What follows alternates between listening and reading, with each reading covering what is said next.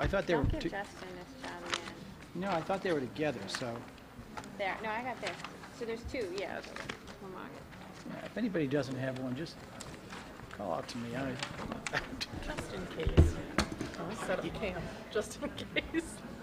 All right, The routes haven't changed. more people than I thought. 1 minute.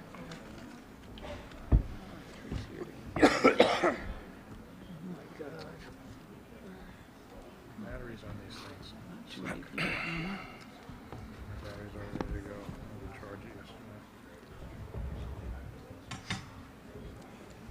Do you matter if I go left hand or right hand with that barrel? Don't matter none to me. Do you go left hand or right? Do you like using that Right. rather than a laptop? I would go with left. You know, my laptop I have from my You know what I do with the office, pen? and this one I wouldn't hold the gavel for very long, so convenient I for guess me I would for, drop it.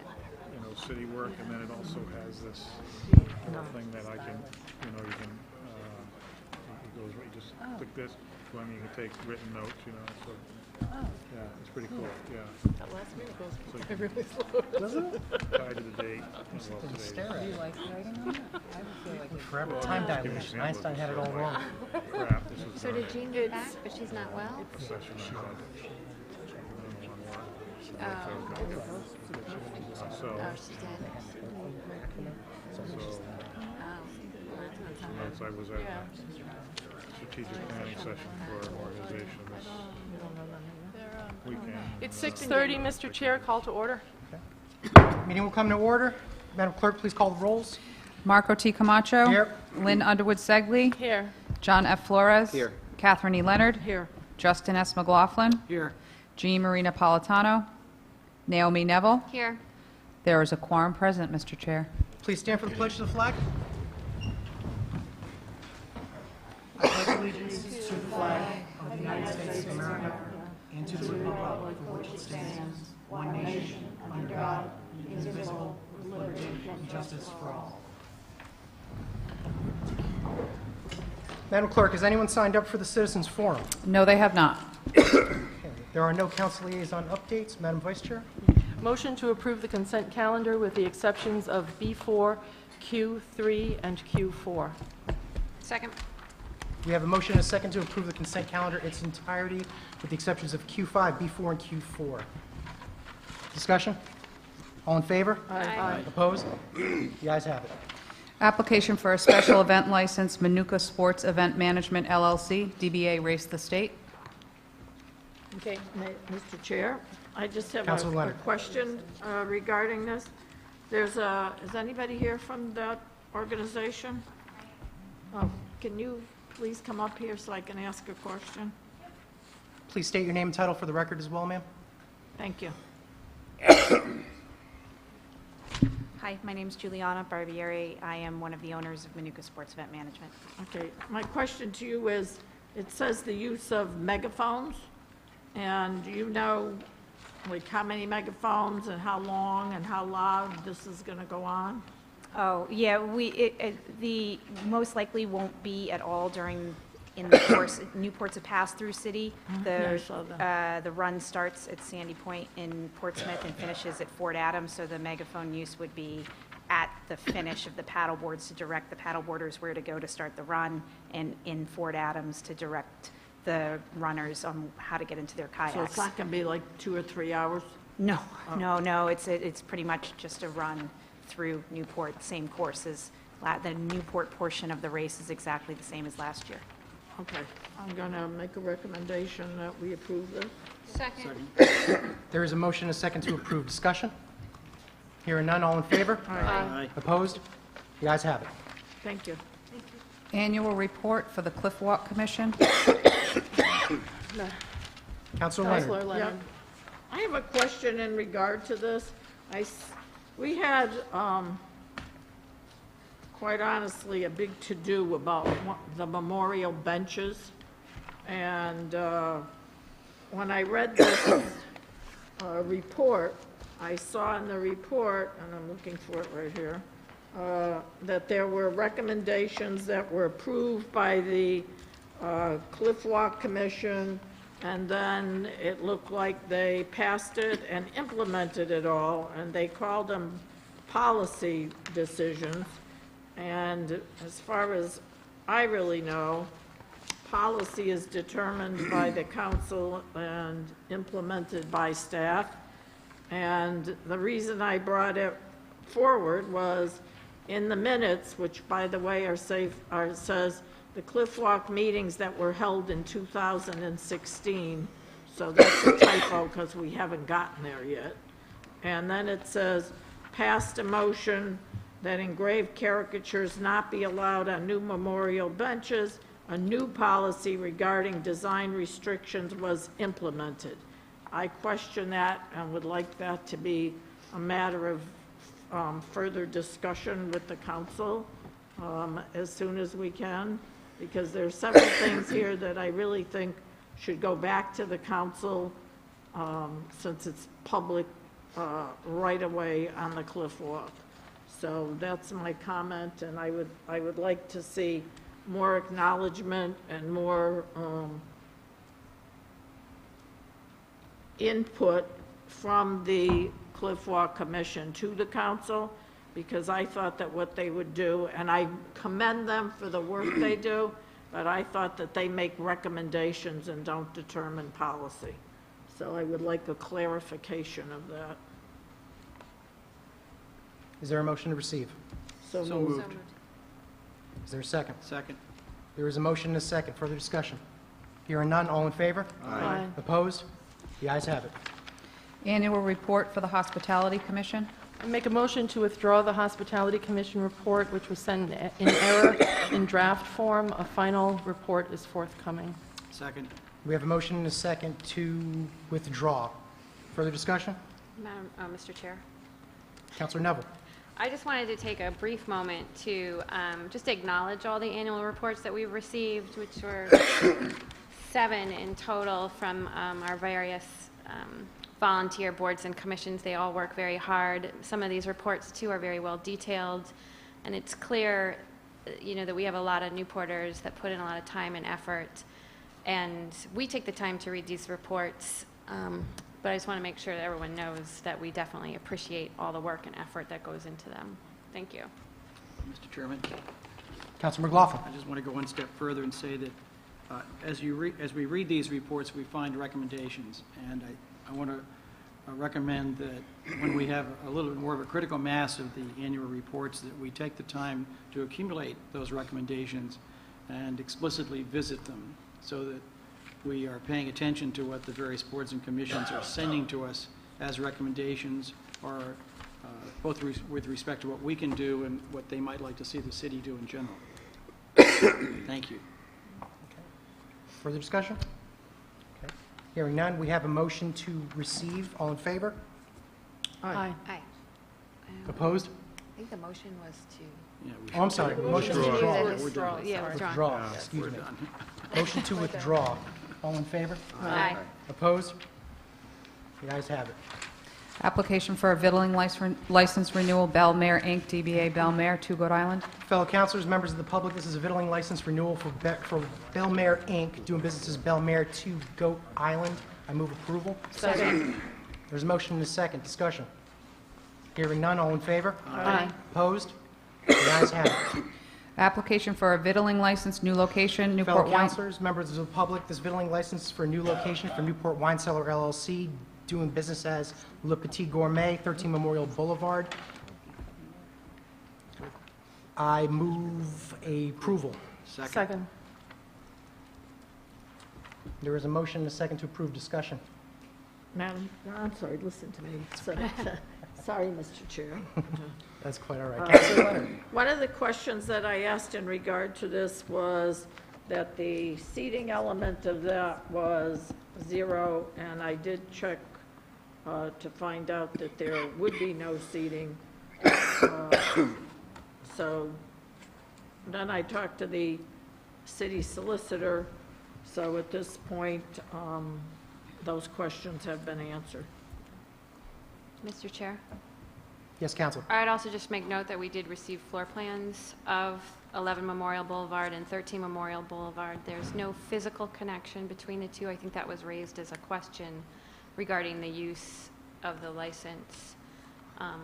So do we need to make a motion that we receive this handout, or we already got it? Oh, can I? Motion to receive? Motion to receive. There's a motion to receive the handout.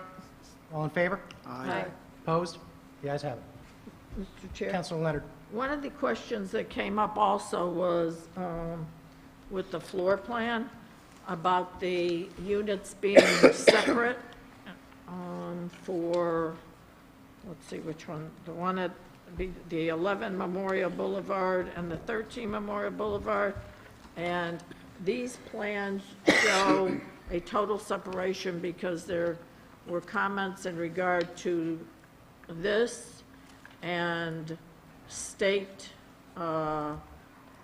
regulations, and so this is to ensure that those two units are separate, because there was a question as to later having an area in the back where employees could go back and forth, and I didn't get a clear indication about that, so I like to be compliant. Mr. Scott, do you wish to be heard? If I may, Mr. Chair, Turner Scott representing the applicant in this matter. As you know, there'll be a liquor license application later on for a transfer at the end of your docket. The owners have indicated there will be no seating. However, the plans that you have in front of you, should have in front of you, show on 11 Memorial Boulevard where the wine cellar be a bathroom. That bathroom will instead be a three-bay sink in there, and it opens into the office. What the owners would like to do, and the Tennis Hall of Fame, is to put a doorway that goes from where it says bath into where on the La Petite Gourmet plans indicates coffee counter, and have a doorway there. So the two are connected only by that doorway, not for any patrons to walk back and forth. And in looking at the general laws, and I understand that the Department of Business Regulation has indicated that a doorway there is acceptable, is an acceptable break in the wall, and it's not a connection of the two entrances. And we'd like to be able to have that doorway there. And I don't believe that it's a violation of the general laws or the statutes. I'd like to ask a solicitor for his legal opinion on that as well. I'm not supposed to be. Oh, sorry. This is the statute. I've read it. What the statute does require that they be separated. So you're going to have to determine whether that, what they have planned, and I haven't seen that, so I don't really want to give you an opinion as to whether that in particular would violate that. But I think you, as the Board of License Commissioners, makes the decision, not DBR. DBR isn't issuing this license, you are.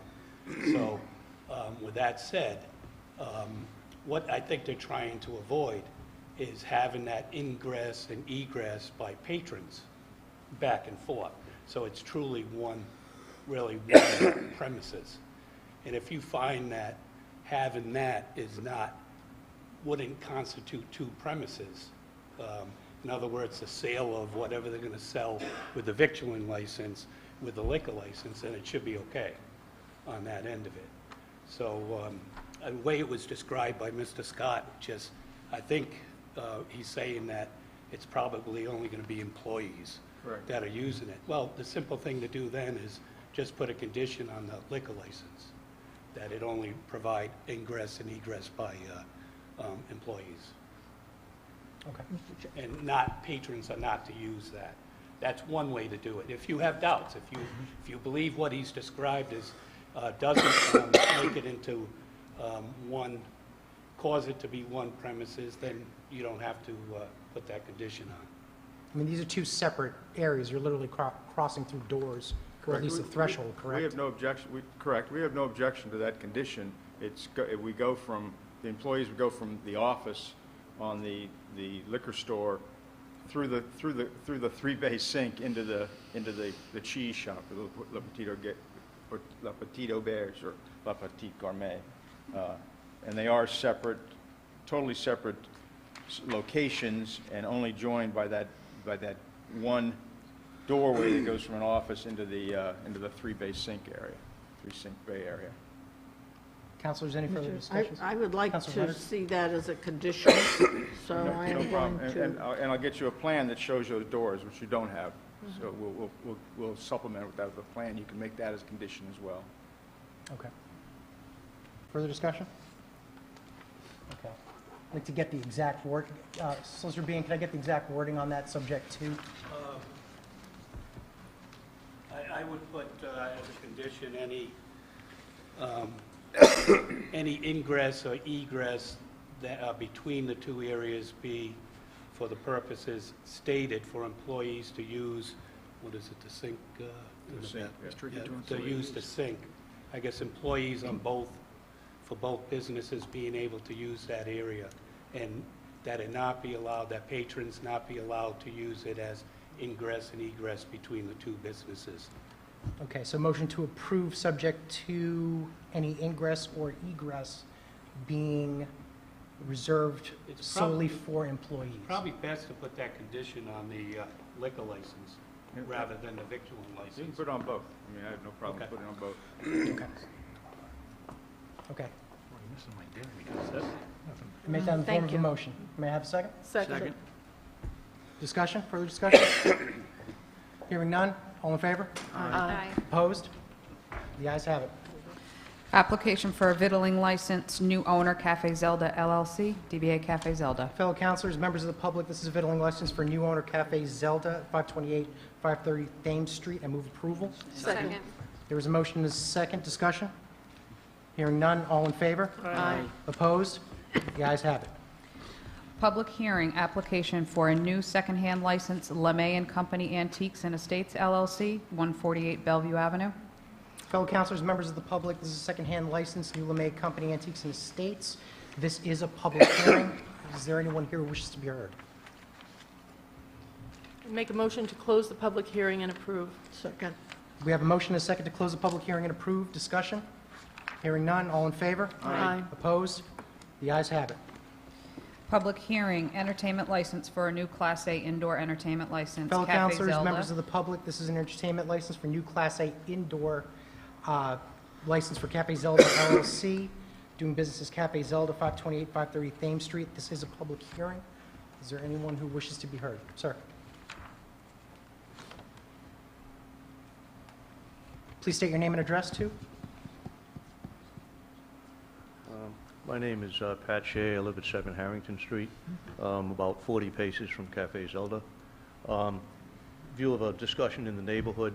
Apparently Cafe Zelda had an entertainment license, but they haven't used it in 15 years.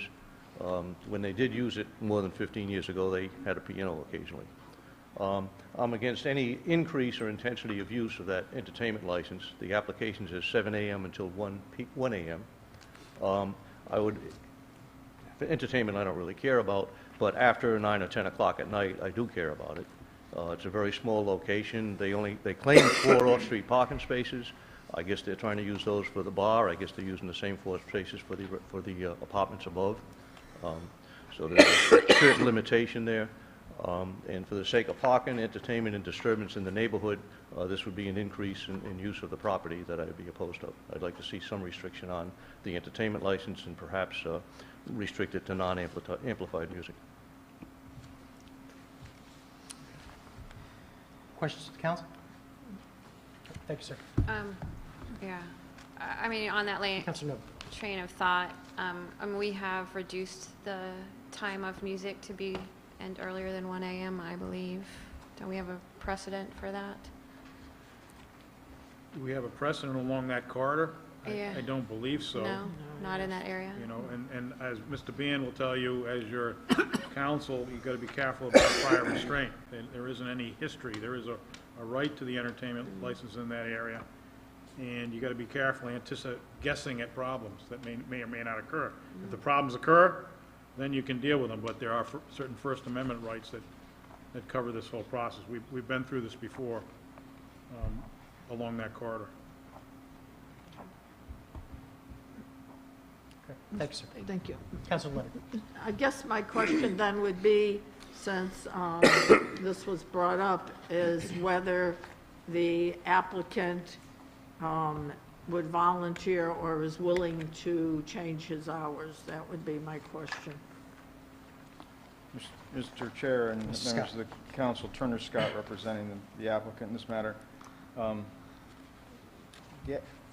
The application follows the exact application that was I on know record. that. You all are familiar with the place. The place isn't big enough to have a band or have a lot of entertainment in there. Mr. Kilroy and his brother have just finished the negotiations with the bank and the seller and about to buy the property in the next week or so.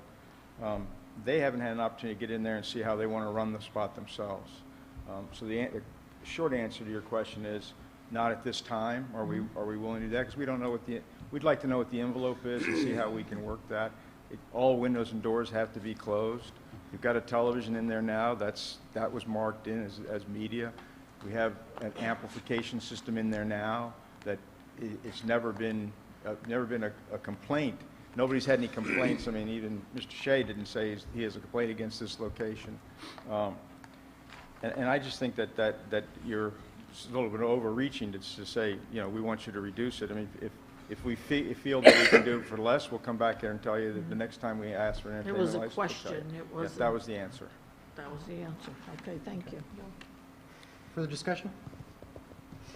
Okay, I'd just like to make one comment as far as this license. I don't want to place the New Zelda ownership at a competitive disadvantage with other establishments there on Lower Thames. As our city manager has noted that he does not recall or believe that there are any other ones that we have placed any kind of restrictions on, as we've talked about tonight. So I will be voting yes for this entertainment license with no restrictions. We have a motion and a I second. make a motion to close the public hearing and approve. Second. We have a motion to close the public hearing and approve the license. Second. There's a motion and a second. Discussion. All in favor? Aye. Opposed? The ayes have it. Public hearing, application for a new entertainment license, Class A Indoor Ancient Order of Hibernians, 2 Wellington Avenue. This is a public hearing for the Ancient Order of Hibernians, 2 Wellington Avenue. Any members of the public wish to be heard? I make a motion to close the public hearing and approve. Second. We have a motion and a second to close the public hearing and approve. Discussion? Hearing none. All in favor? Aye. Aye. Opposed? The ayes have it. Pedicab business license renewals, Andrew Crone, DBA Petty Power Pedicabs. Okay.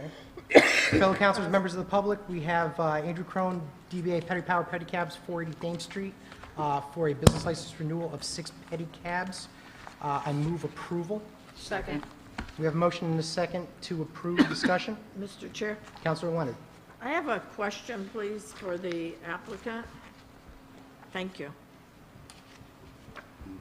First of all, I envy you that you guys can ride and keep up and haul people around, so I would probably be in the cardiac ward, but, that's true. I could just picture myself pedaling those things. Anyway, my question to you is, and I say it only because I'm very concerned about safety. I know that in the area of Ocean Drive, we've had not pedicab accidents, but we have had bicycle accidents. And at night, it's very dark, and there are no lights. And we did put yellow lines because there were accidents out there. So I have seen myself and have received calls on occasion about the pedicabs operating there. And I did talk to the city clerk, and there are some streets where they are prohibited. But at the same time, I think safety is a big concern. So I would, I may in the future bring up and add that area for discussion in a change of ordinances. I just want you all to be careful. I want the people who drive the cars and the trucks to be careful. I don't want to see anybody hurt. So, We don't either. yeah, I know you don't. So I think if you get requests to go out there, I'm going to ask you all to be really careful, and I think it warrants further discussion. Thank you. And I'm going to make a motion to approve. Second. We have a motion and a second to approve. Discussion? Hearing none, all in favor? Aye. Opposed? The ayes have it. Renewal for Newport Pedicab LLC, DBA Newport Pedicab. Mr. Chair, I'm going to ask Councilor the Leonard. same question for all three pedicab companies. So I'm going to say, make the same comments to Newport Pedicab. Is there anyone here from Newport Pedicab who wishes to? Yeah. Yes, please. Thank you. Yeah, you're just going to say yes, so I wanted to be careful. Name, please? I'm only kidding. I'll let you know. Name, please. Are you Ben? No, I'm Mike. I'm the manager. Oh, okay. What's the last name, Mike? Kowalczyk. Okay, Thank you. Just to let you know as well, that the lights we run on our cabs are the same style light that you'd have in a car. It's a 12-volt LED light. So I think from a distance, you know, they're pretty effective at keeping us lit in dark areas. But appreciate your concern. Okay, thank you. Make a motion to approve. Second. we have a motion and a second to approve. Discussion? Hearing none, all in favor? Aye. Opposed? The ayes have it. And Pirate Pedicab LLC, DBA Pirate Pedicab. Counselor Leonard. And David, you hear the same, correct? Yeah. David Cass. I echo what my comrades in the pedicab business would say.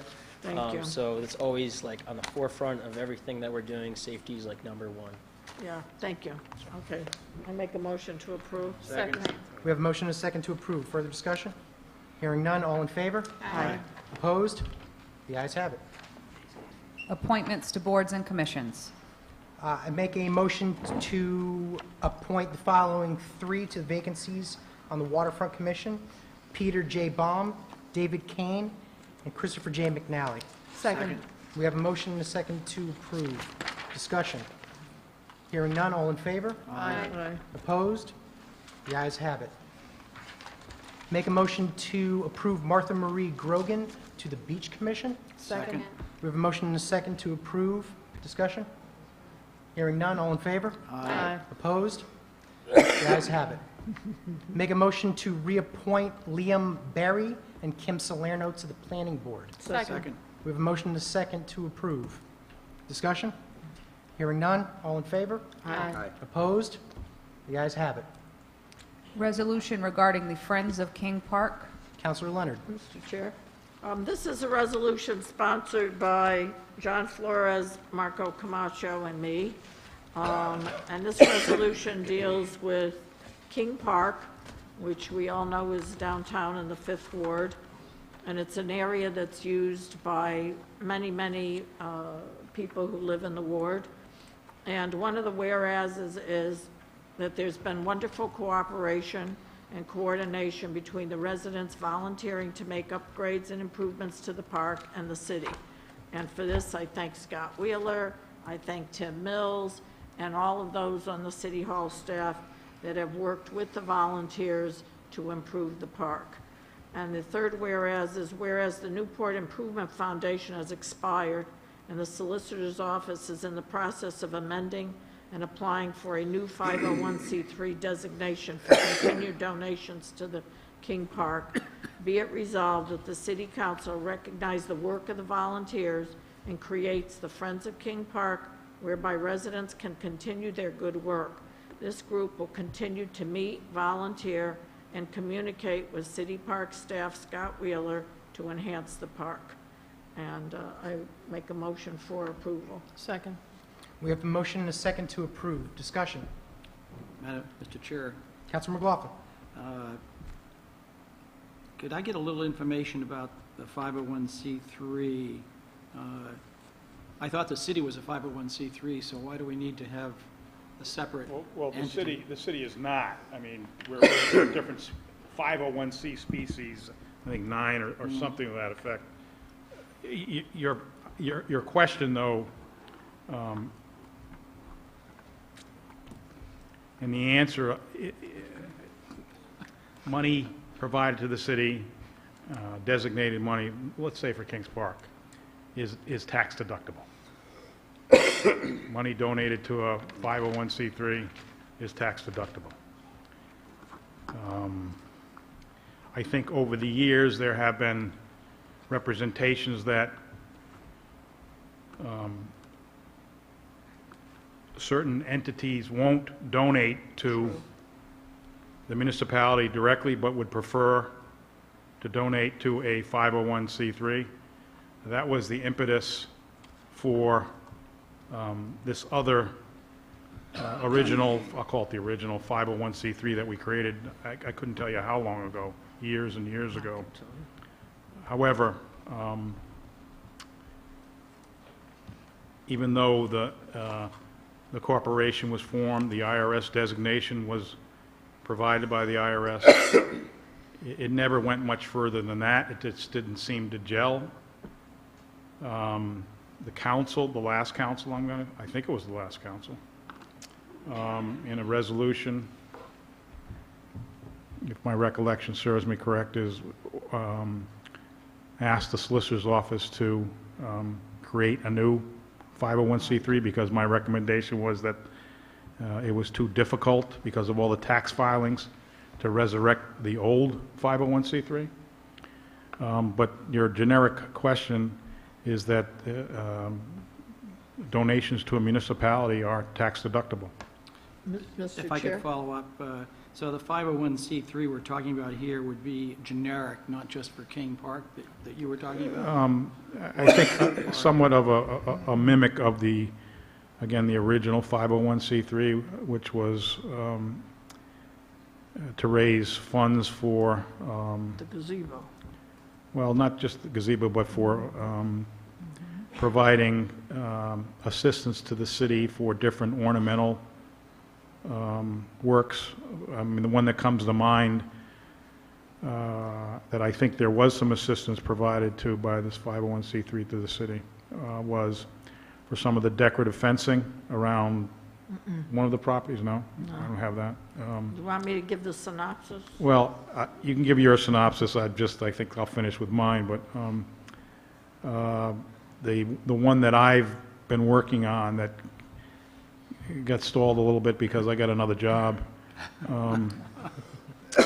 was a very broad, had a very broad charge, or has a very broad charge, which the original one did as well. And that was just to raise funds for ornamenting the city. Councilman, Mr. Chair, if I could just follow up with one last point, and then the Councilor Leonard can answer them both at the same time. It deals with the word creates. You know, if this resolution is an act of creating a new board or commission, despite the fact that I have friends out in the audience who want recognition with this group, I'm not going to be in favor of creating a new board and commission. I don't see why there would need to be a city board or commission when the people could be self-actualizing, create their own board and commission, and we could fully support all of their endeavors, just as we do for other activities in the community. So I want to find out what it means by create there. Thank you. Councilman Leonard? Let me give you a broader history. Years ago, when the gazebo at King Park was in danger of crumbling, I worked with people because we wanted to restore it, and the city didn't have the funds. So we created the Newport Improvement Foundation with the help of the solicitor. And friends and people I know put money into it. And that amount of money really was used to restore the gazebo at King Park. And Rick O'Neill helped. And there was money left over, and that money sat for a long time.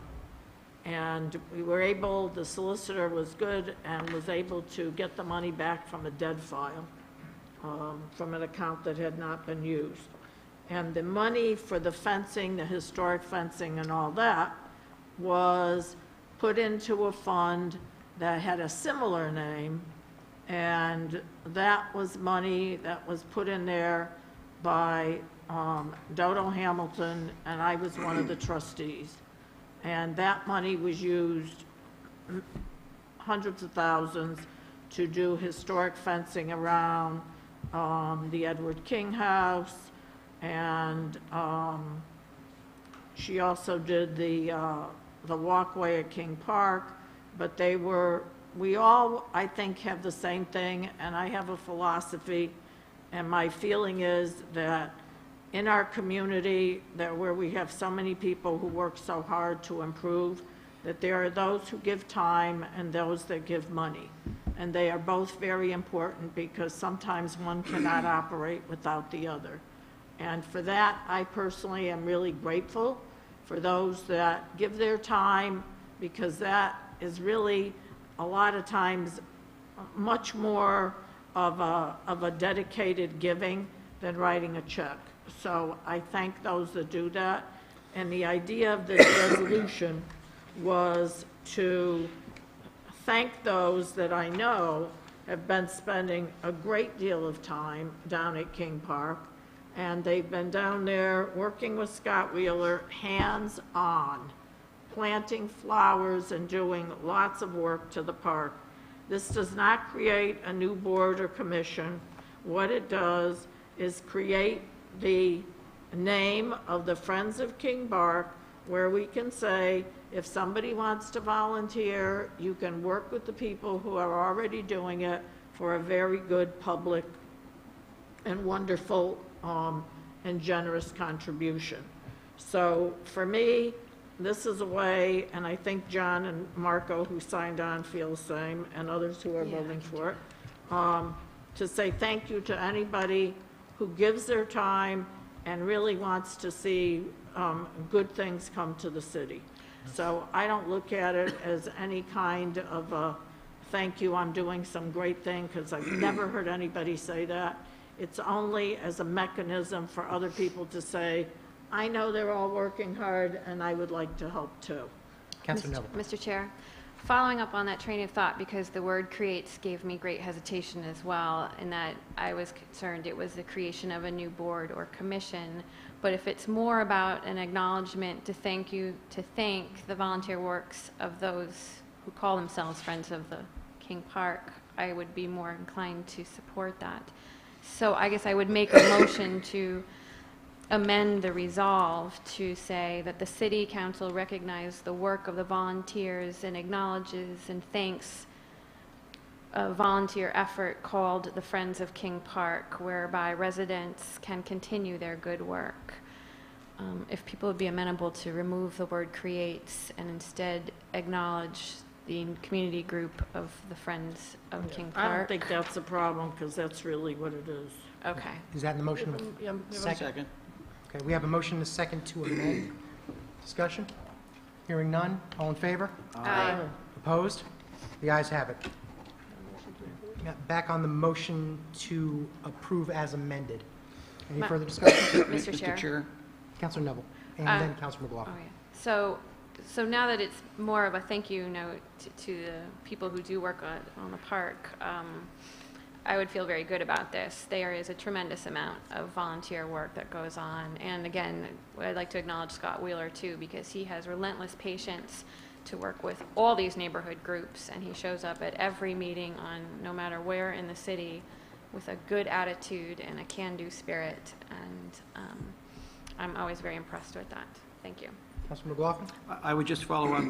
I'm pleased that we've come to this resolution, but I also would point out that we have Friends of the Waterfront, we have Friends of Toro Park, we have Friends of Sturo Park, and hopefully this 501c3 mechanism that we're creating will provide an opportunity for any and all of these groups to use the city as a mechanism to raise funds to do things in their respective domains.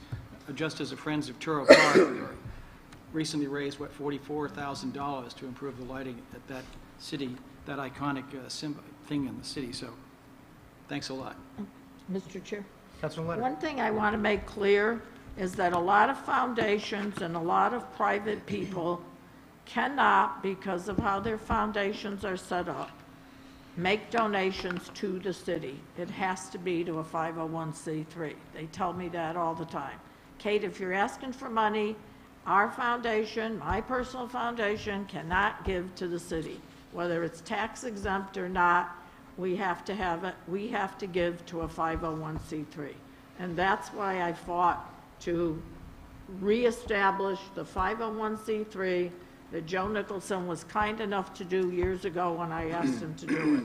So there was a reason to do it. It was not to tarnish that the city shouldn't get the money. It's because people cannot often give to a municipality. It has to be to a 501c3.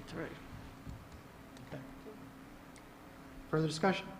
Okay, we have a motion to approve as amended. All in favor? Aye. Opposed? The ayes have it. Resolution regarding road races. Counselor Flores. Sure. I would like to make an amendment. As the resolution currently reads, it could be misinterpreted that we're unfairly targeting a local business, and that's really not the point we're trying to achieve here. So I would like to amend it so that for the administration to investigate fee structures for events to take place on city property and utilize city services. And this will also include the possibility and feasibility of creating a bidding process for such events. And this isn't something that we have arbitrarily just come up with. This is something that has been stated in the 2004 Comprehensive Land Use Plan, which is essentially a detailed strategic vision for the city that's in the process of being updated. It's a recommendation that's been made in the Finance Review Committee as well.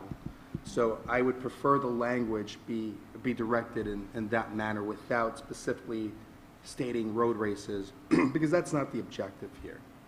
We have, according to the Comprehensive Land Use Plan, Finance Review Committee, we're in a unique situation. We have a very high trafficated city. A lot of people come here, tourists in the summertime, and there's a lot of wear and tear on our aging infrastructure.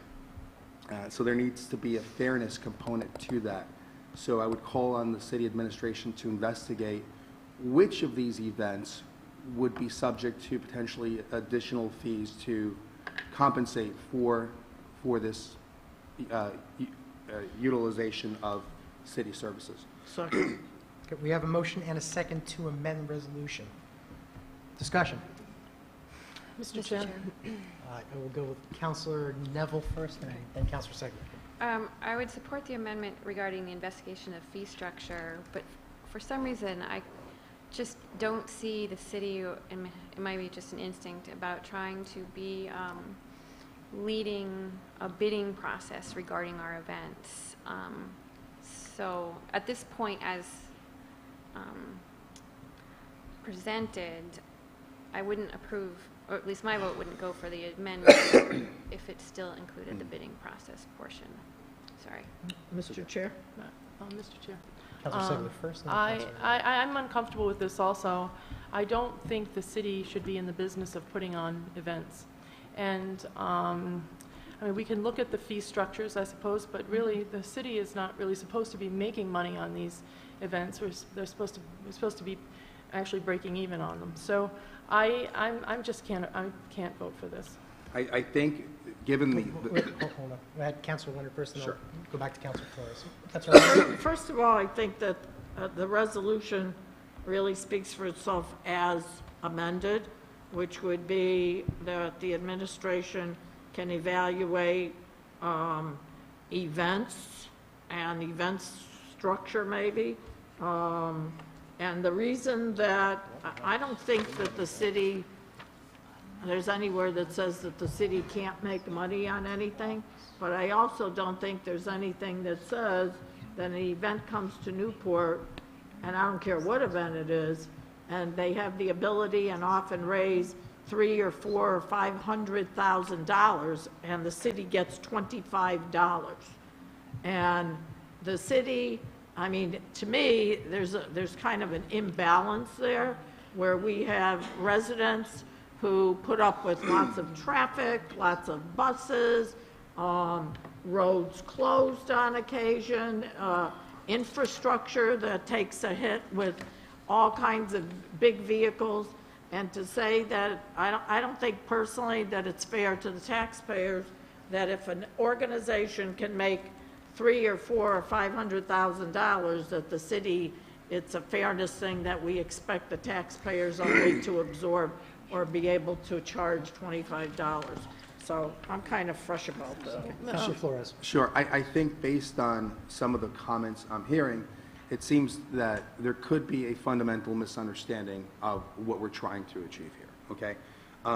Now, getting back to a comment that Councilor Leonard made, I think she was alluding to some of these road races generating $300,000-$400,000. In that specific case, I've had detailed conversations with Matt Gray, and that's not the case. And he made a very clear position on that, and I'm okay with that.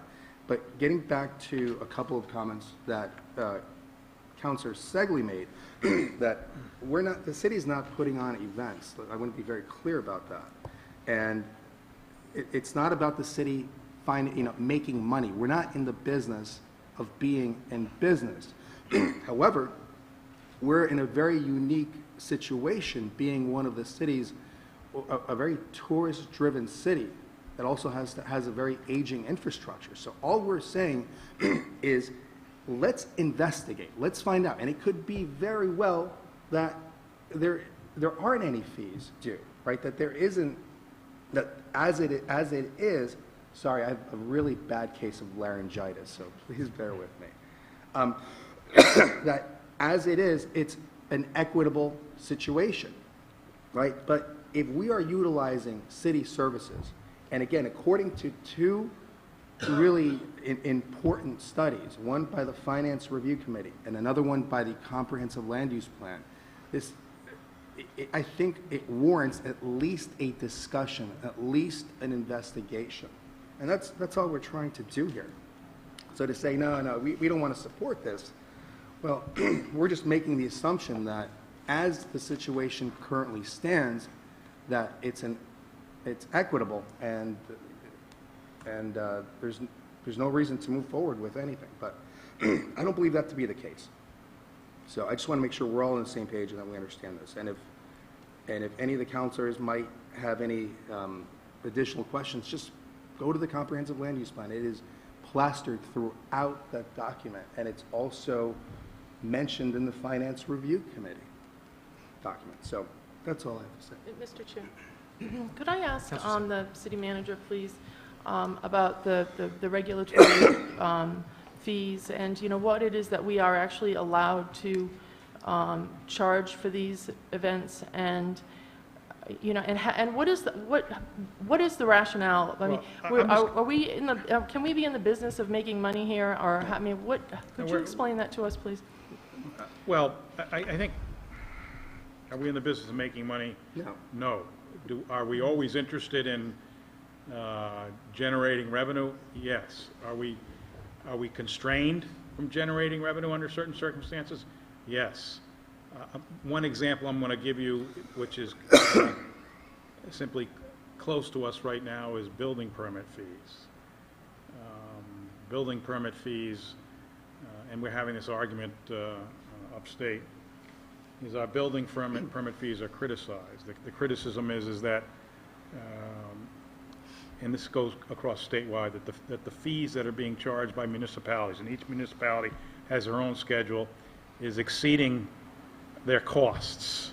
So we're always up, and so the idea is we have to ratchet down to our cost level. When I say costs, the costs of our building department. Now, we have a little bit of a difference of opinion what those costs are and what the building department really entails. Might entail some time from my office, might from the solicitor's office, from the finance office, and we have very detailed cost manuals that can substantiate a certain amount, legally a certain amount of building fees that we can charge. So I can take that analogy and say to you, we can look at fee structures, and we can look at and let's face it, the primary fee that I think you may be thinking of is we have a lot of fees. Liquor license fees, VIT license fees, but it's the special event license fees that I think all of you might have in mind, but that's the one that's most connected to external events. we can look at the special license fees and to see, and try to get a little more detailed as to what that fee is related to, and whether that fee should be increased, or maybe it should be decreased. But on top of that, just for every special event we have, we, in most instances, we do lend some external personnel, the police, the fire in some instances, and we charge for the use of those personnel. We get whatever their hourly rate plus an administrative fee. So we can look at that structure again, at least the administrative component of it. And we can look at simply, I don't think it's going to be a heavy lifting task to look at and to talk to Laura Citron, who's has developed a very sophisticated cost manual on the building permit fees, to talk to her about what else lends itself to fees that we may charge vis-a-vis special events. The interesting thing about some of the other things that you guys are talking about, the infrastructure issues and the impact on infrastructure, well, a lot of the things that you're talking about, and some of the things that you want to charge for is somewhat no different than the discussion that occurred this morning at the legislative breakfast on tolls. You know, the impact of certain things on the state infrastructure, and why the governor is pursuing charging tolls in some instances. We're a microcosm of that.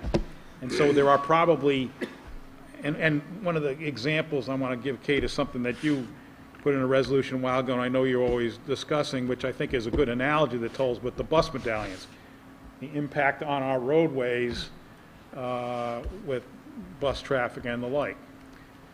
All of that requires state legislative action, just like the tolls are being debated in a great way. So I think one of the things I'm going to struggle with is, what are we looking at? The only thing that comes to mind immediately, since the resolution was just changed this evening, is the special event support that the city lends to these events, and is our fee structure related to, that we have related to special events, equitable? Are we recovering our costs? And of course, if you don't recover your costs, break even with your costs, someone else is subsidizing those things. And in our case, it's the taxpayer.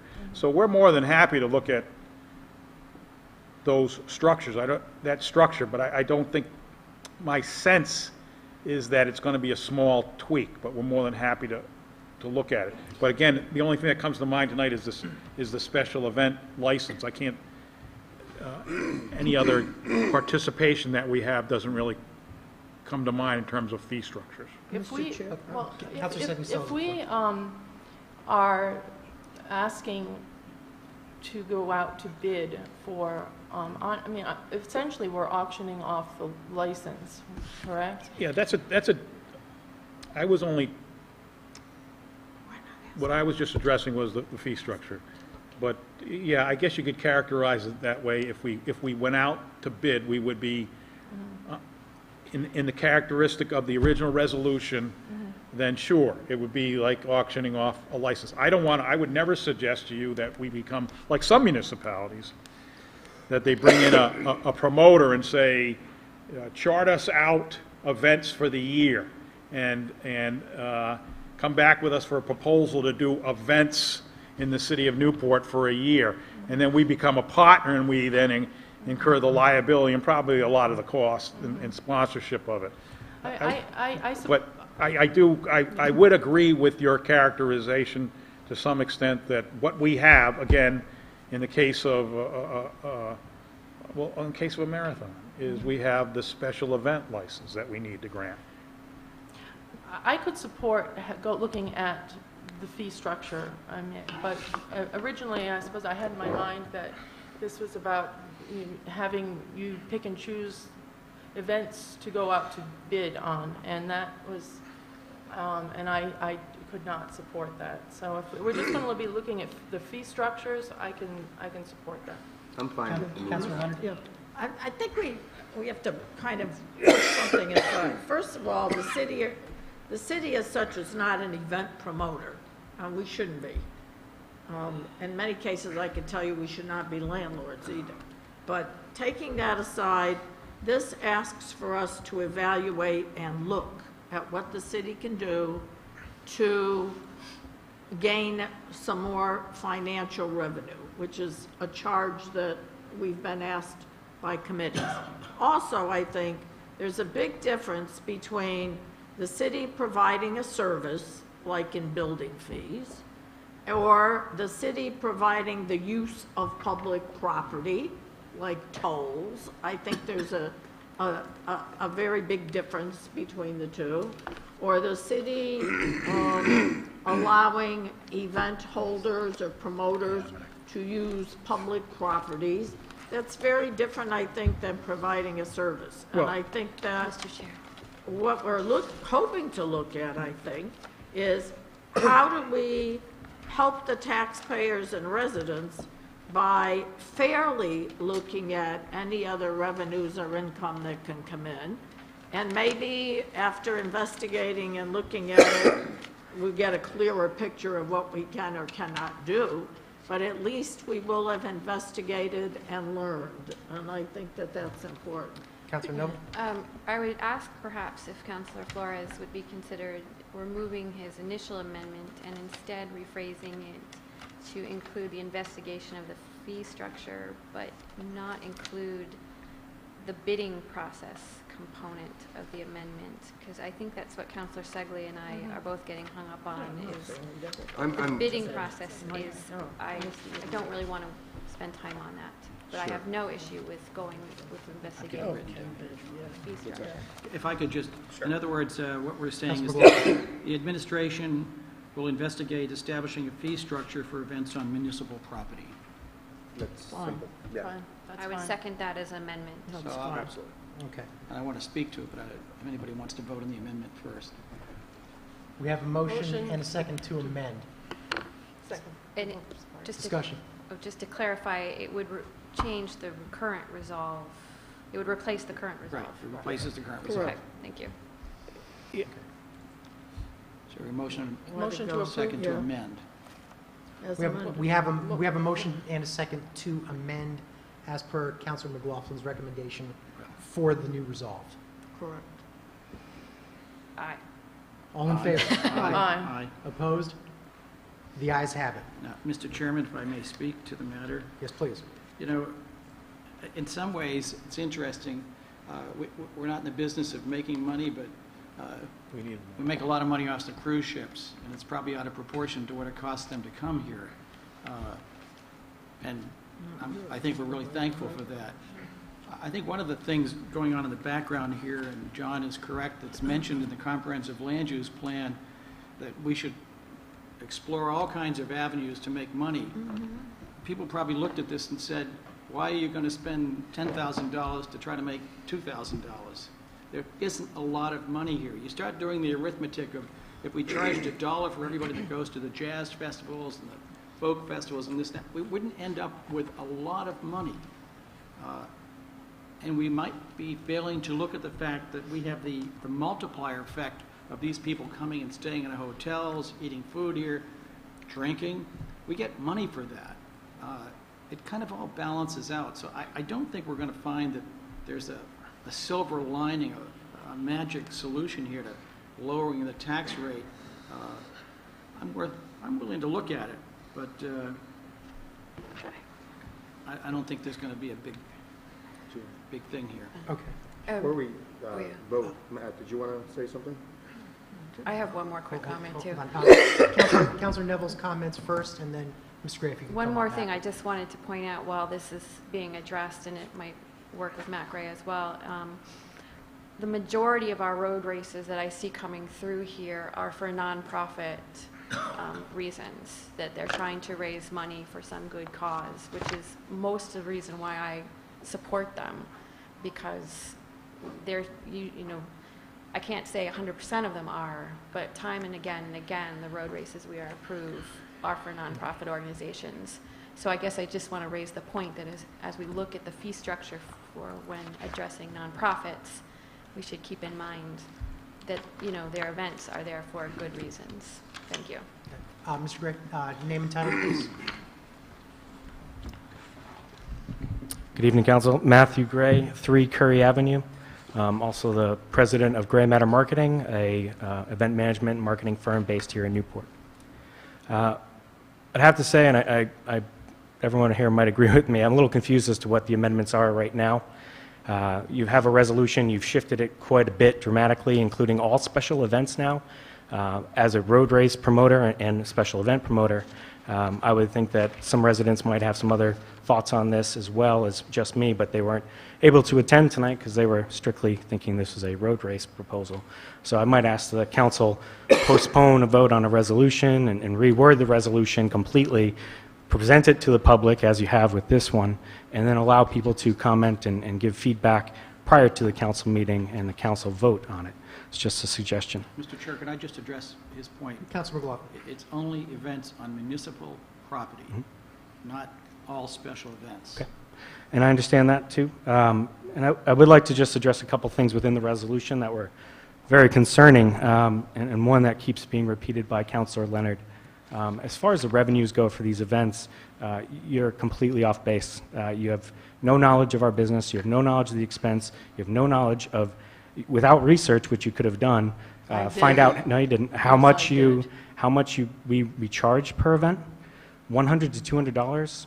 There's no road race that charges $200. There's only one event. I did talk to other promoters, Okay, and one I at a would time, not please. have done that. Mr. Gray.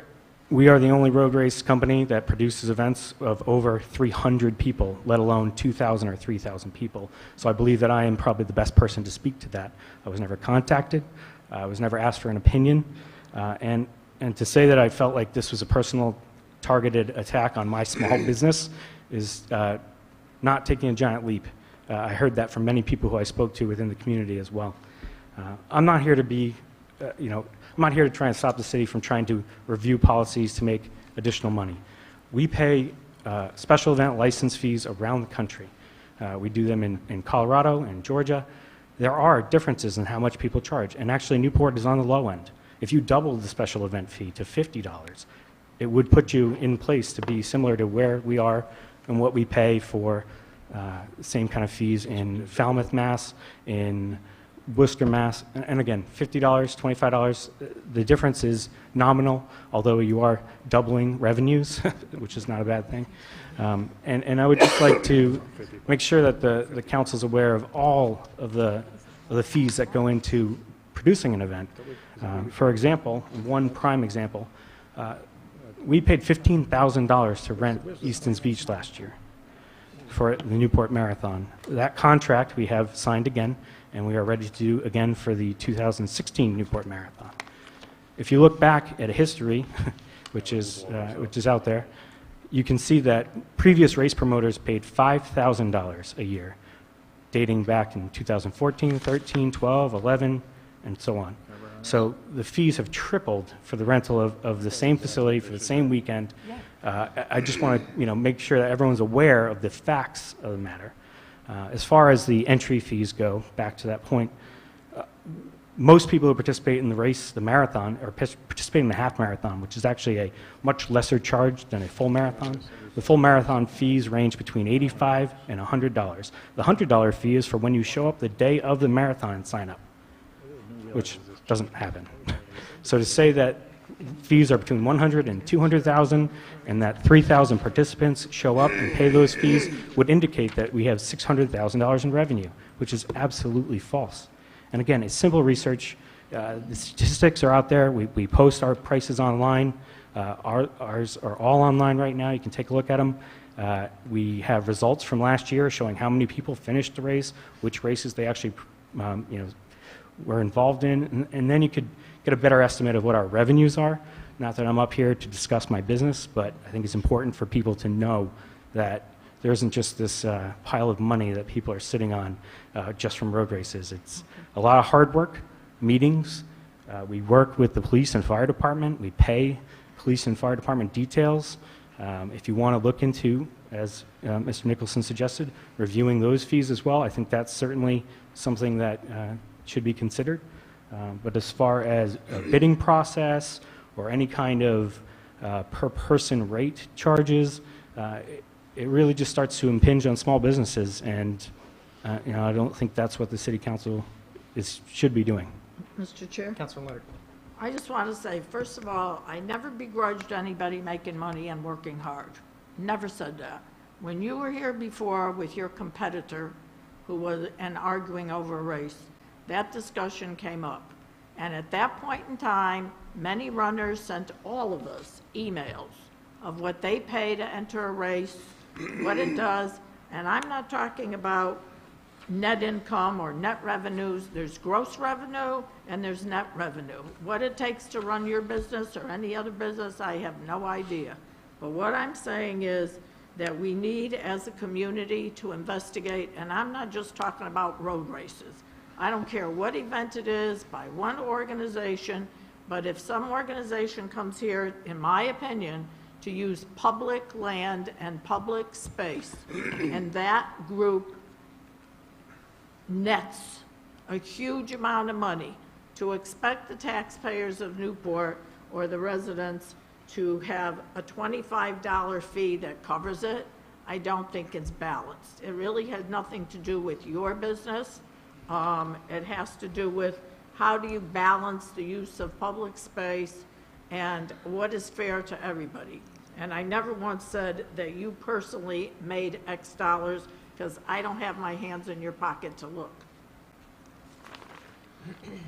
Further discussions? Okay, I'd just like to add a couple comments before we go ahead and vote.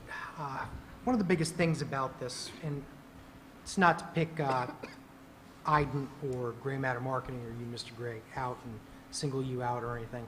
It really came down to, during the 2015 session, the situation of who was going to run the Newport Columbus Day Weekend Marathon became increasingly divisive. It came down to a 4-3 split amongst our fellow councilors, and quite frankly, the community was just as evenly divided among whose intellectual property right it was, whose race it really was, and it really comes down to, is any race that's run on public streets that have a public impact, this is public property, is it fair to say that based on our vote, 4-3 vote, in granting Gray Matter the race rights to a race that was previously conducted by Iden, if that falls within the public domain? Now, we've backtracked. We've removed the bid process language over here, and quite frankly, that's fine with me. One of the original reasons I signed on for this was because I wanted clarification as an individual councilor. Okay, did the 4-3 decision that we made before mean that the city of Newport decides whenever there's a conflict or if there's a rival team of race promoters or anything, could be a bike race, could be a car race, could be a foot race, like you throw, Mr. Gray. Does that come down to a decision by the council on behalf of the people to use their public property for a for-profit organization to make money? It's not a right to use public roads to run on. It's a privilege. Those roads are for the use of vehicles. The sidewalks are for use by pedestrians. Whenever we take time and resources and dedicate it to a specific race, whether it be for-profit or non-profit, we're taking that land area and its original intent out of its original intended public sphere, and we're using it for profit. Now, I'll admit, you guys, you threw a good race. The profits that the city of Newport make with your race and other races are a boon to the economy. We don't ever want to see them go.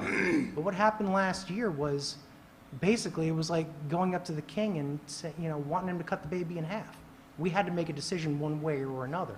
Now, I stand by, even though I was in the dissenting opinion, I stand by my fellow councilors in that 4-3 decision in saying that Iden, in the view of this council as a body, did not live up to the expectation that we had of an organization throwing a good race. There was damage to Easton's Beach, a damage that my fellow councilors believed was justifiable in granting that license to a new body.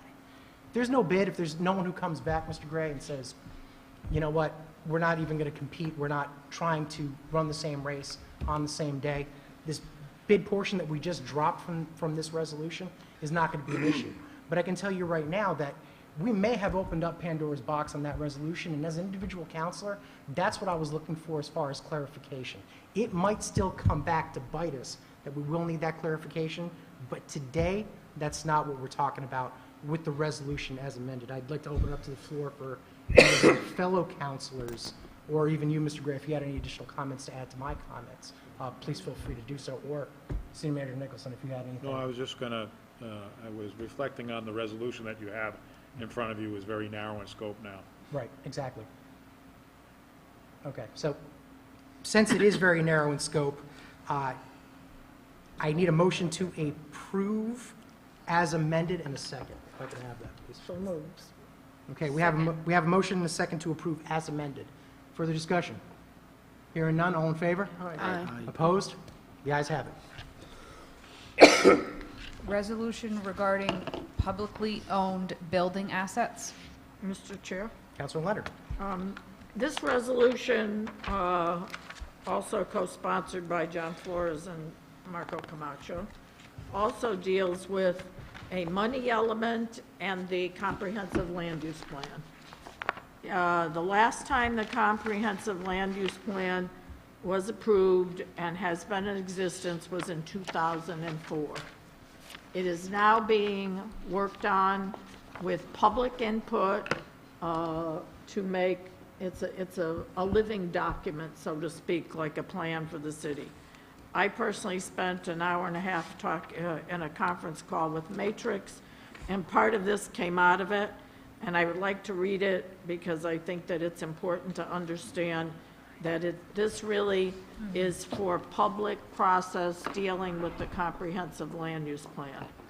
Whereas the city of Newport is in the public process of updating the 2004 comprehensive land use plan as a plan setting forth the vision for the community, a glimpse of what a community aspires to be in 20 or more years, and lays out the specific path that, if followed, will achieve the vision. These are quotes from our documents.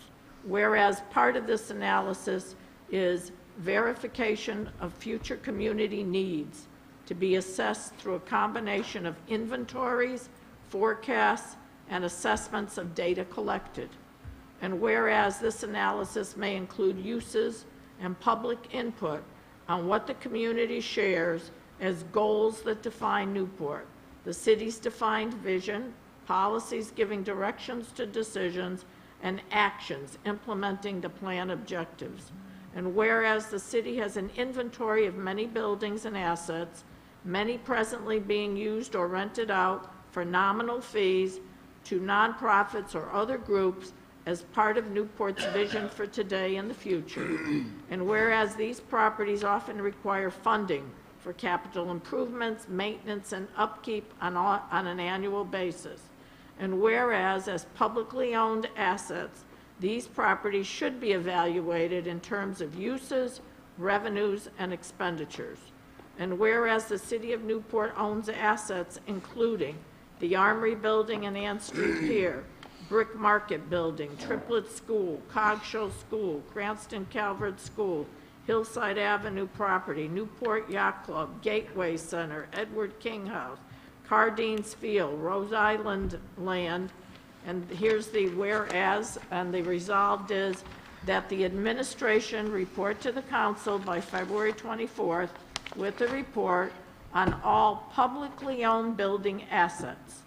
To be included in the report will be the present use of each and by whom, projected budget requirements for maintenance, capital improvements, utilities, etc., as well as projected net income or revenues for each of these assets for the years 2016 to 2020, and be it resolved that this report and council discussion may be put forth as part of input into the comprehensive land use update.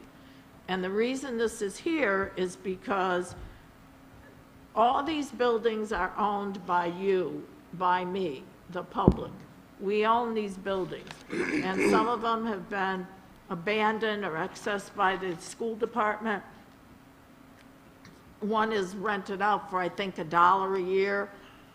But I think that as public buildings owned by the public, that as part of this comprehensive land use update, that the public has a right to say, yes, we don't mind spending $300,000 a year on this building to be used by such and such a group. But I think it's part of a public, open process. And I move passage. Is there a second? Second. We have a motion and a second to approve. Discussion. Hearing none, all in favor? Aye. Opposed? Nay. Nay. Motion passes 4-2. Resolution regarding short-term rentals. Counselor Flores. After speaking with several counselors, I think I'd like to amend this as well. I'd like to remove the short-term rental component from the resolution and just keep the sticker, the yellow sticker piece to the resolution. That's it. So you're amending by removing the first The short, yeah. So the short-term rental, just, I think it dilutes the entire resolution. This is the feedback that I've received, so I want to just remove that and push that short-term rental piece to a later date. So the only thing I want left in the resolution is the component of the yellow sticker piece. So, So maybe you'd want to make an amendment to keep the first whereas and the last resolve, because I think all the other whereases in general Yes, are. yes. That's correct. okay. Is that a motion to amend? Do I have a second? Amend, yeah. Second. Okay, so we have a motion and a second to amend to keep the first whereas and the last resolved and strike the other whereas and resolveds. Further discussion? Mr. Chair. Counselor Neville. So I agree, it makes it clear to separate the two. And my issue with this one just is, and I don't have a strong policy about it one way or the other, but my immediate reaction about yellow stickers on the door was I was concerned about him being graffiti, and the fact that I think that these nuisance party houses,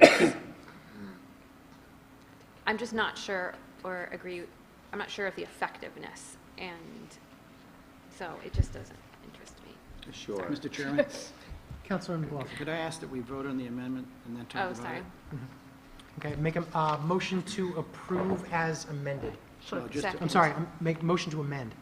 Second. Okay, here, all in favor? Aye. Opposed? The ayes have it. Okay, back on the resolution as amended. Well, let's Counselor McLaughlin. discuss, oh, go ahead. Do you have a comment, Counselor No, McLaughlin? not right now. Okay, Mr. Counselor Flores, I'll go let ahead. Counselor Flores go back to. Sure. So the purpose of this initiative is, this isn't an original idea. This is something that's been done in Narragansett and in Providence as well. And I did hear back from the police chief from Narragansett, and it's an enormously effective tool. What they found is that of the 50 or so stickers that were issued, they only had about 2 or 3 repeat habitual offenders. So from a law enforcement standpoint, it's a very effective tool. I've also talked with a couple of the town council members from Narragansett, and again, very effective. It's a program, you know, someone might argue that Narragansett's not Newport, right?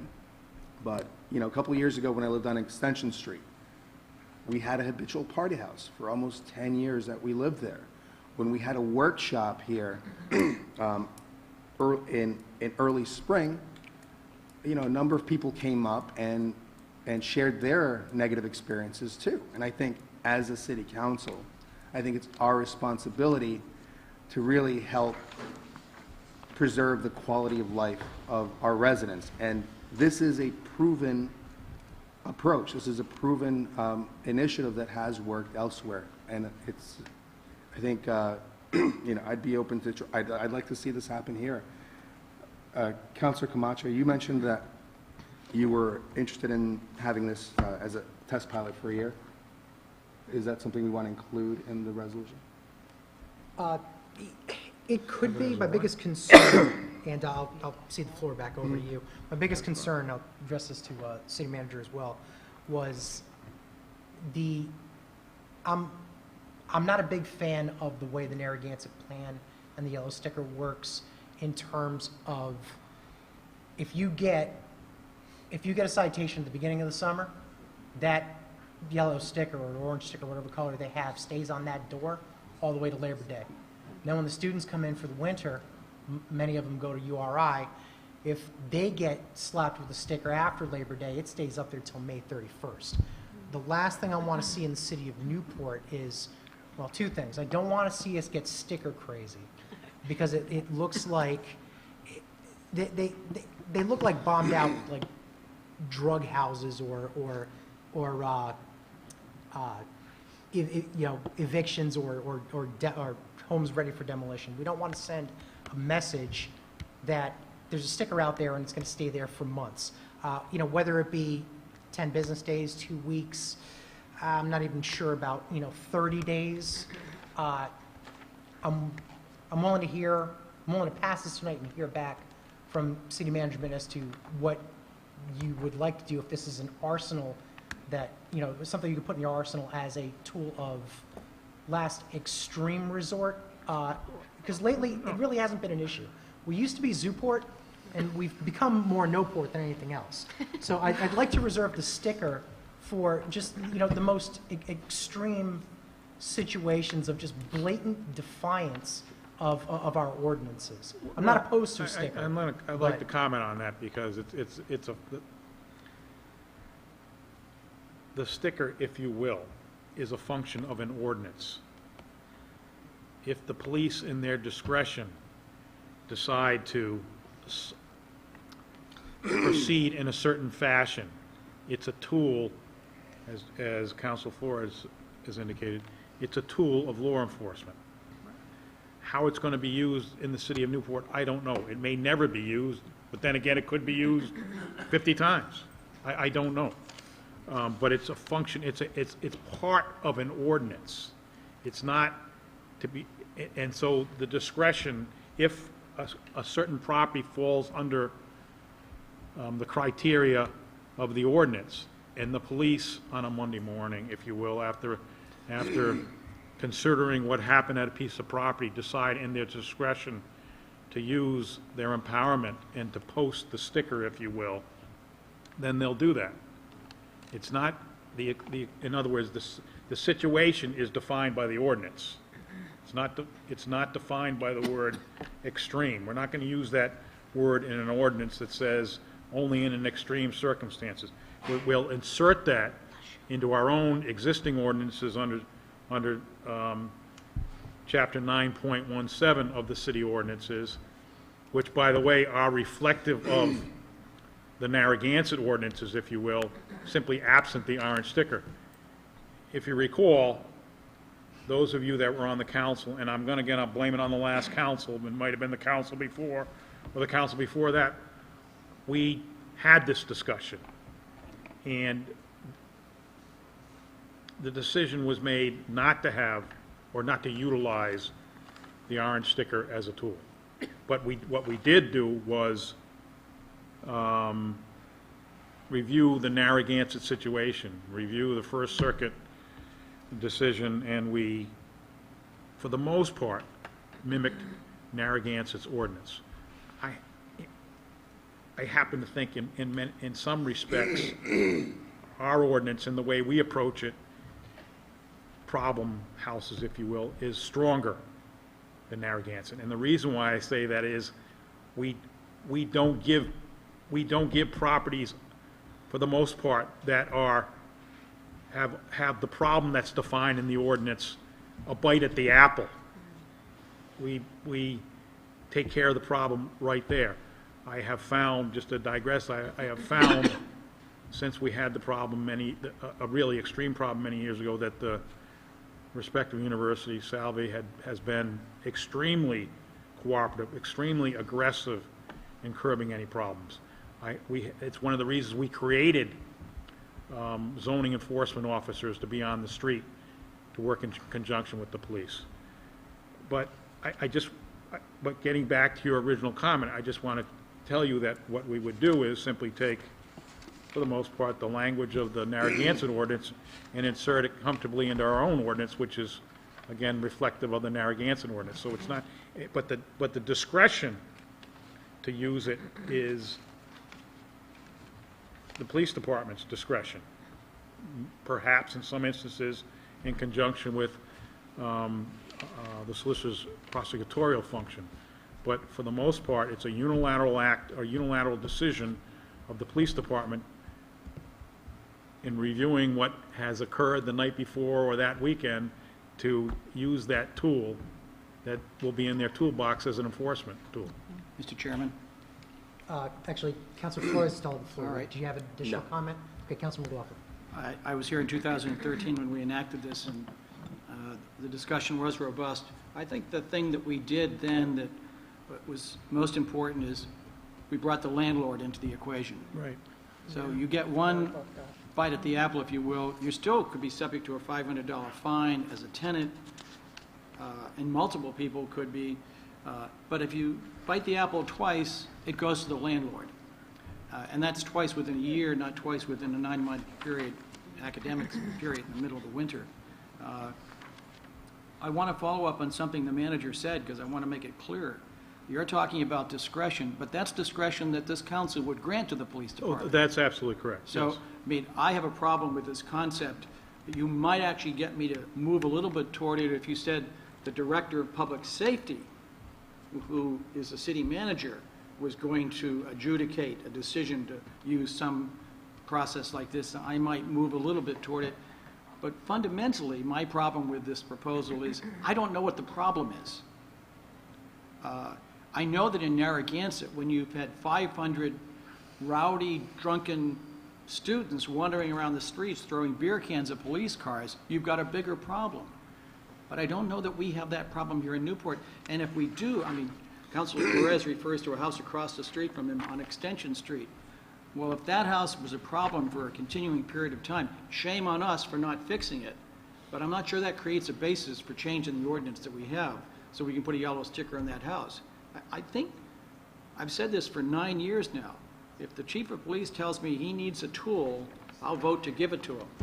But I don't think we should be designing tools up here to address problems which we haven't adequately defined. So I'm not inclined to support this. I will just, from a word standpoint, it says the administration will establish a policy. I think Councilor Perez and I just discussed that earlier. Should it be voted on, it should clearly say the city council establishes a policy. But even if you do that, you're nowhere near to taking the action you need to take, because you've got to bring back ordinance language, and you've got to discuss that. Right. There's a lot more work that would need to be done here, but I'm not sure we need to go down this road. Yeah, I just want to make actually, one of the points you made is a fundamental point. When you do establish a policy, in many instances, you establish the policy, and then your policies are reflective in the ordinance. It still needs to be debated. An ordinance still needs to be debated in the language and the actions. And Justin actually just pointed out a distinction between Narragansett, perhaps, and perhaps something we would have. I wanted to point out one other thing that we also, and this is just put in the back of your minds, just so you have the full picture of enforcement here, is not everything is contained in Chapter 9.17. We also have what we refer to as a disorderly house ordinance, which is 8.12.100, which is often used as well as an enforcement tool. Further discussion? Yes, Mr. Chair. Councilor Sigler. I'm really on the fence about this. I mean, I think that this is a solution in search of a problem. I mean, I don't think we necessarily have the issues that we had at one time. I think we've established that.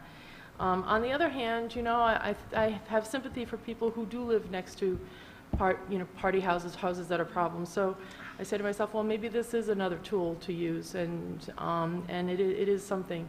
On the other hand, it could be looked down as graffiti, and so I'm going to vote to send this back to administration, but I am just to have a more conversation about it, but I don't think that I will be able to support it in the end. Well, Councilor Flores? sure. So that's something that I keep hearing, that we're not Newport anymore, and this is not a problem. You know, we don't have any habitual noise / party houses anymore, and it's not an issue. I mean, I've heard from my constituents that this is definitively not the case, and I think perhaps we could have, you know, Gary just come up and the chief and, you know, tell us, is this something that has been extinct? I mean, do we not have any more of these party houses where the complaints are frequent every summer? I mean, look, I'm fine if he tells me, look, this doesn't happen anymore, then I'm fine with it. But to say that it's a solution that's trying to find a problem, that's not the case. It's not what I'm hearing from my constituents. Good evening, Chief. Good evening, everyone. Hi. Gary Sewell, Police Chief. There's a lot of elements and aspects getting all mixed in with a lot of your comments. The process that we have a process in place. This isn't, the city is not what it was 30 years ago when I was on the job and I was knocking on doors and responding to citizen complaints for party houses, as they're referred to. You mentioned Salve, Narragansett with URI. We don't have those problems. We're not Narragansett. Narragansett's not Newport. We have a community policing unit that works with the community, works with residents. So when we get complaints, we respond to the residences. Excuse me. If our call log shows repeated calls to a particular location, that gets our attention.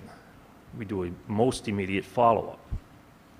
You do have the landlord element. If 7 people, by some chance, are being cited for a noise violation, at some point we decide to take that to the level of a disorderly house.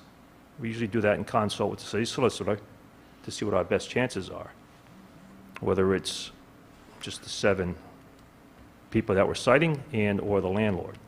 So we have a process in place. We have the tools.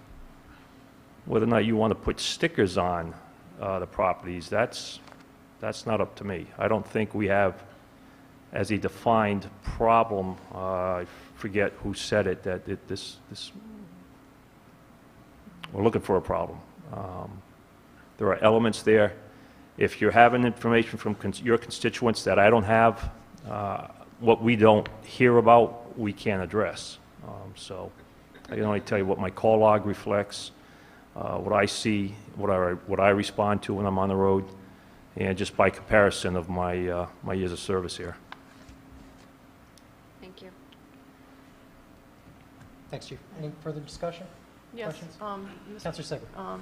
I think I'm going to vote no on sending it back to administration. Listening to the chief and to all of the policies that we have in place, I think that we have enough, and I think that we are, I think we're good. Thank you. Thank you, Chief. Any further discussion? Just like to make one point as well on this from a personal standpoint as a counselor. We did have a problem house on Van Zandt Avenue just last year, and working with the current ordinance, we did have a tremendous amount of success of actually taking care of that situation.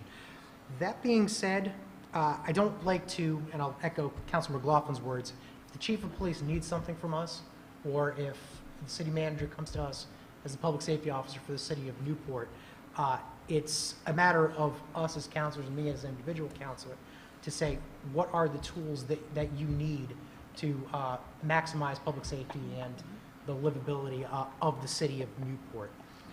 I think we're really caught up on maybe the sticker itself and the belief that the ordinances currently as written are working. I am going to vote against this resolution as amended.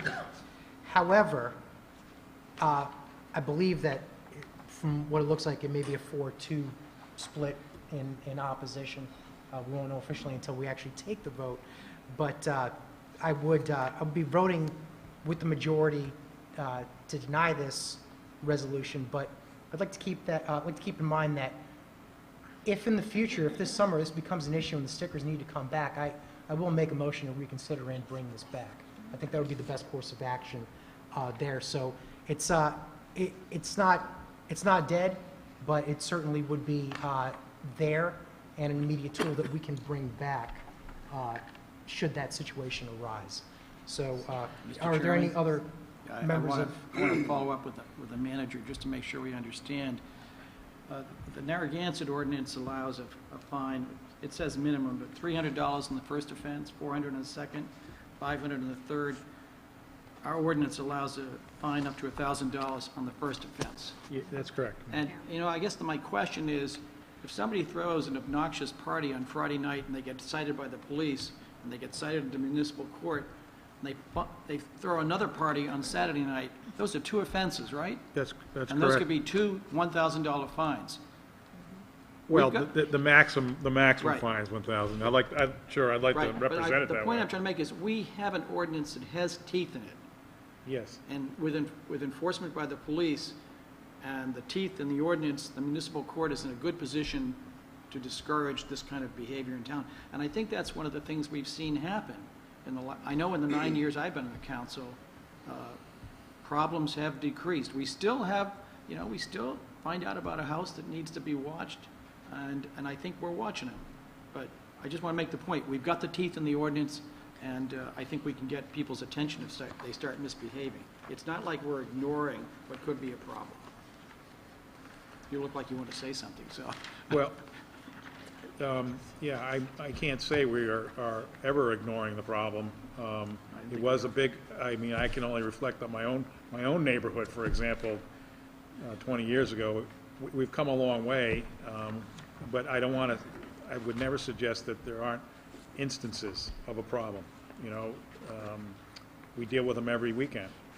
The police have to respond. Okay, are we ready to vote? Yep. Okay, there is a motion and a second to approve as amended. All in favor, please raise your right hand. Opposed? Motion fails 4-2. Second reading of an ordinance amending Chapter 3.16.060. Fellow councilors, members of the public, this is a chapter amendment to 316-060, pay schedule for classified service, classification plan for the International Association of Firefighters, Local 1080. The effective date will be July 1st, 2015. This is the second reading. I move approval. Second. We have a motion and a second to approve. Discussion. Hearing none. All in favor? Aye. Opposed? The ayes have it. Second reading of an ordinance amending Chapter 3.16.060. Fellow councilors, members of the public, this is an amendment to the pay schedule for classified service for supervisors and employees, effective July 1st, 2015. This is a second reading. I move approval. Second.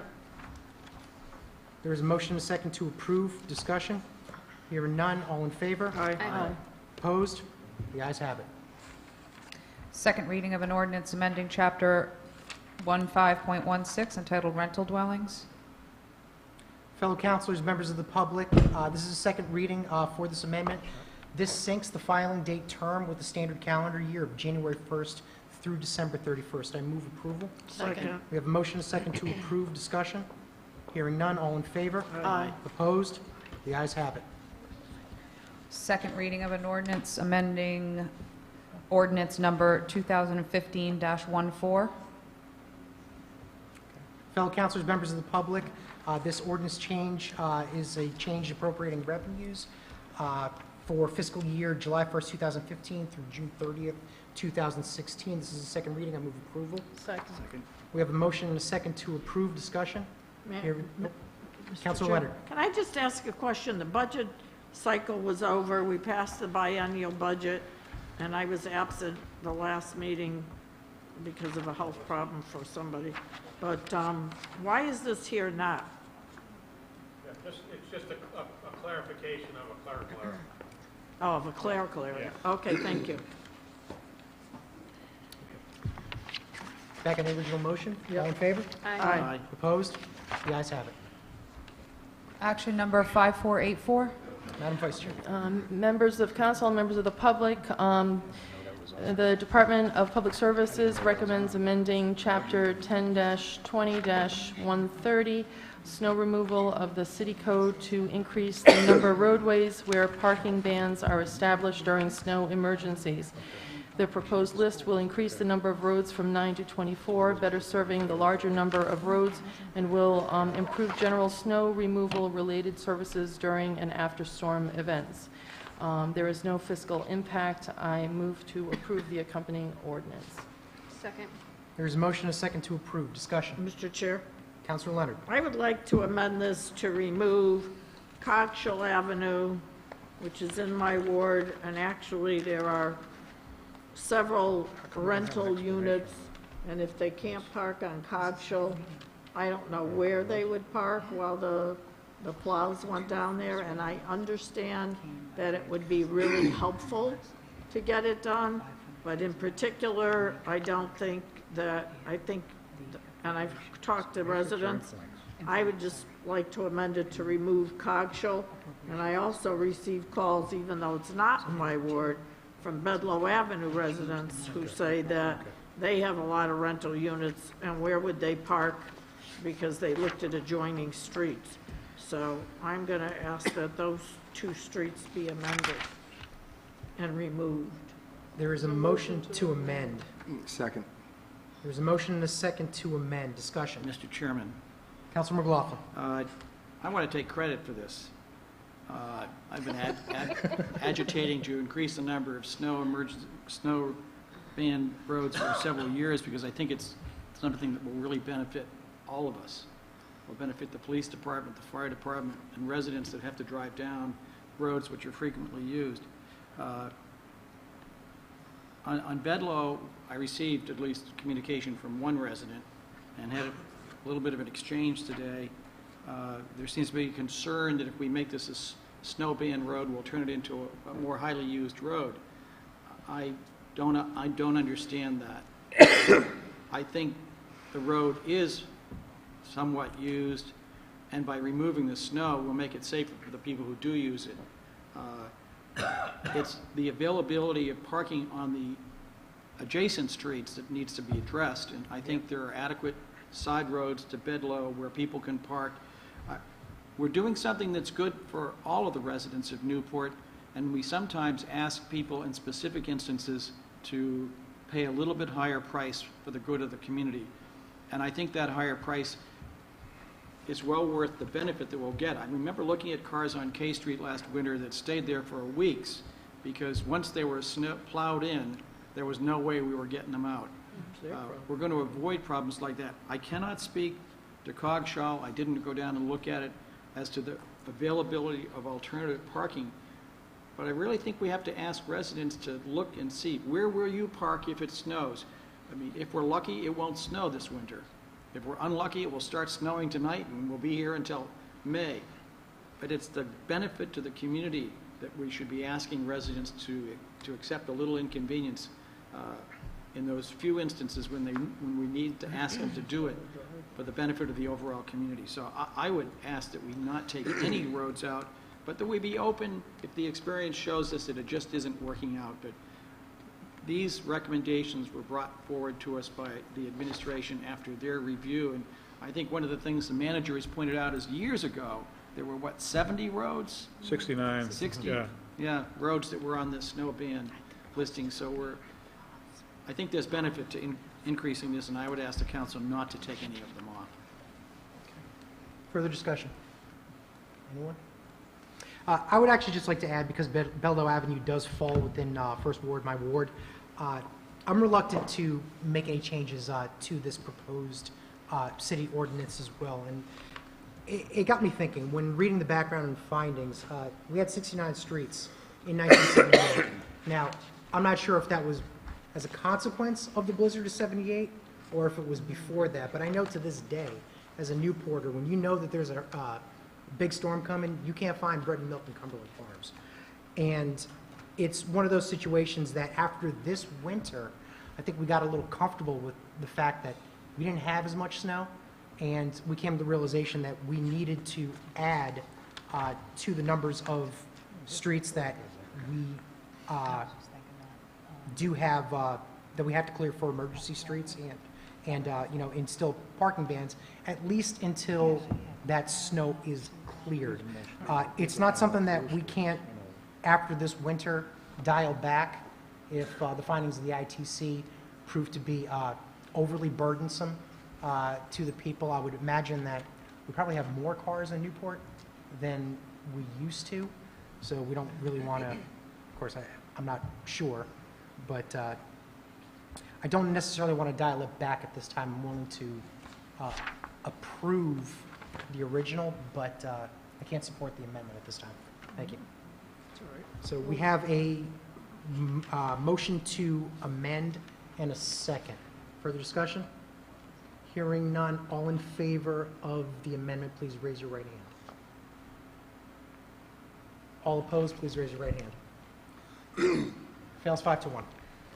5-2. 5-2, excuse, no, 4-2. 4-2, excuse me. I didn't see the other hand. Who was the other hand? It was, okay, Councilor Leonard, Councilor Flores. Okay, back to the original action item. We have, may I have a motion and a second to approve? So moved. Second. We have a motion and a second to approve action item 5484. Discussion? All in favor? Aye. Opposed? The ayes have it. 5-1. Sorry, passes 5-1. Okay. Action number 5485.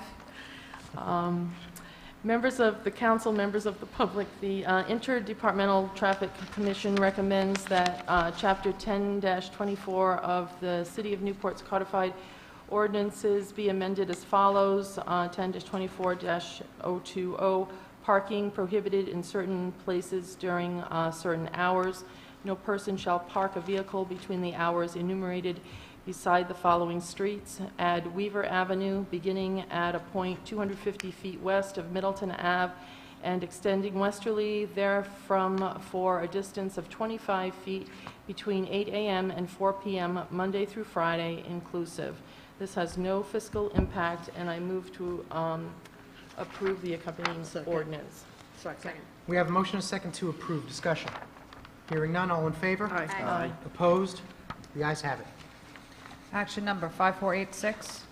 Members of the council, members of the public, this is a recommendation of the harbor master to accept the quote from Safe Boats International of Bremerton, Washington, for the purchase of a new 23-foot center console harbor patrol vessel. The vessel will replace the 21-foot Boston Whaler harbor patrol vessel, which has been in service since its purchase in 1994. The purchase quote is covered under the GSA contract GS-07F-0038H. The total replacement cost includes shipping and is $199,929.40. The purchase is currently budgeted, and I move to approve the accompanying resolution. Second. We have a motion and a second to approve. Discussion? Mr. Chair, just Councilor Leonard. one quick question. This includes, it says 2 days of training and paying taxes to the state of Washington, right?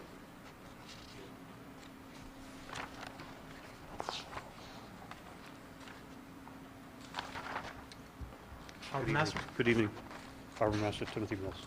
Yes, that's correct. Okay, thank you. So this, are you familiar with this boat, or is it so new, No. rather than our 1994, that you need a No, little more? familiar with the boat, yes. All right, okay, thanks. Mr. Chairman? Councilor Neville. Question. I'm going to vote to support this. This is a large investment that we're making for the harbor.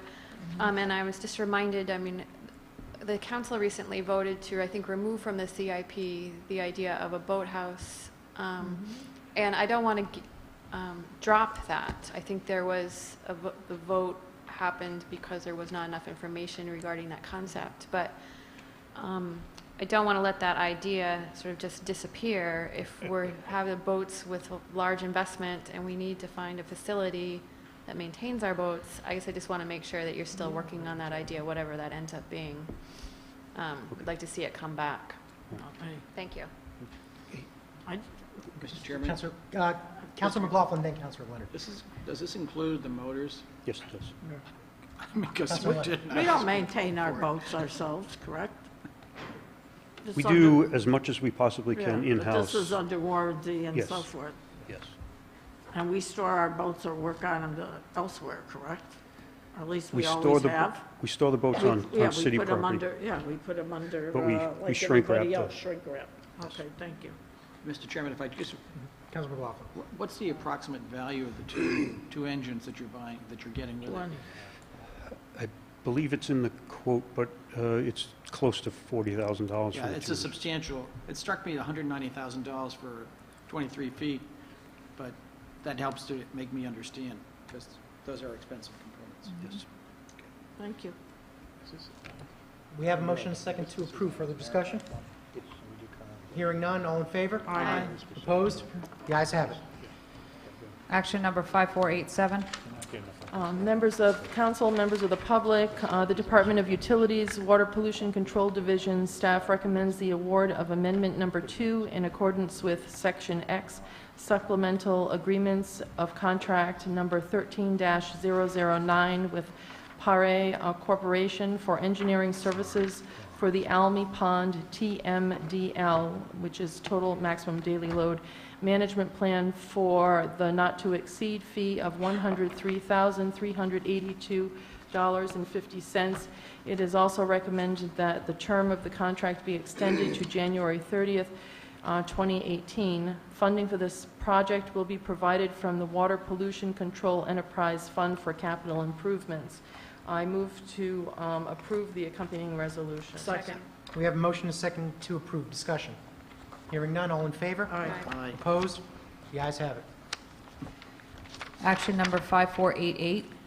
Members of the council, members of the public, the Department of Utilities, Water Division, NWD staff recommends the execution of the construction and maintenance agreement between the Rhode Island Department of Transportation and the City of Newport for non-participating water work associated with reconstruction of 2 Mile Corner, estimated at $74,262 and not to exceed $90,000. Funding for this project will be provided from the Water Division Control Capital Improvement Program. This purchase is currently budgeted. I move to approve the accompanying Second. resolution. We have a motion and a second to approve. Discussion. Mr. Chair. Councilor Neville. The last sentence, I just want to make sure I understood it. The inclusion of the work within the reconstruction of the 2 Mile Corner project yields an estimated savings of the $262,000.